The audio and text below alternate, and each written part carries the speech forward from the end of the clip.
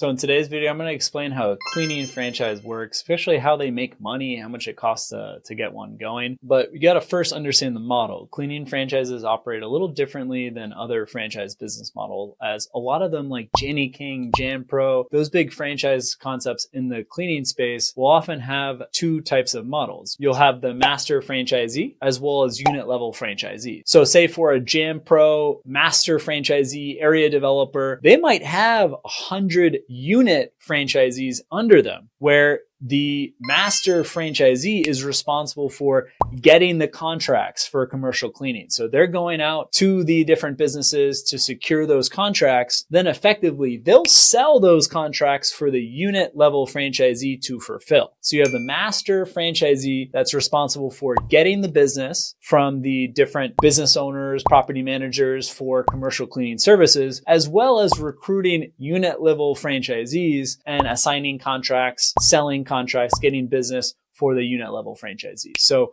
a master franchisee could be making $1 million of revenue, and maybe they're earning $150K, $200K running that business, and they know they can scale it and really grow a market up to $3 million, $5 million in the coming years. Where a unit level franchisee for a cleaning franchise is very different. They might be making $40K, and it's a husband and wife that are doing it as kind of a part-time gig after their regular working hours, and they have minimal supplies. Maybe they have a cleaner from time to time that helps them with these cleaning jobs, and they're able to net 70%, 80% of that revenue as they're fulfilling the work themselves. You have some examples of unit level franchisees that are able to really scale up and build a team and operate a profitable business.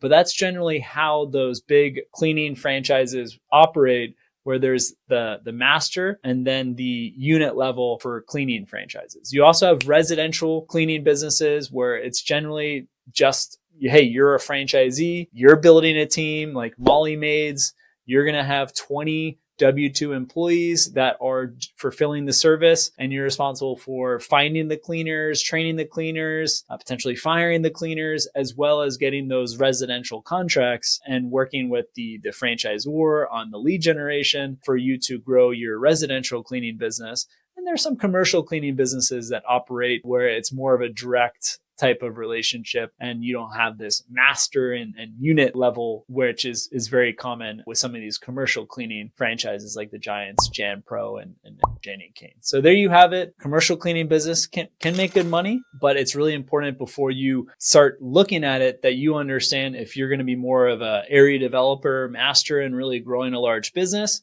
or if you're looking more for a side gig, you might be a better fit for being a unit level franchisee for a commercial cleaning business.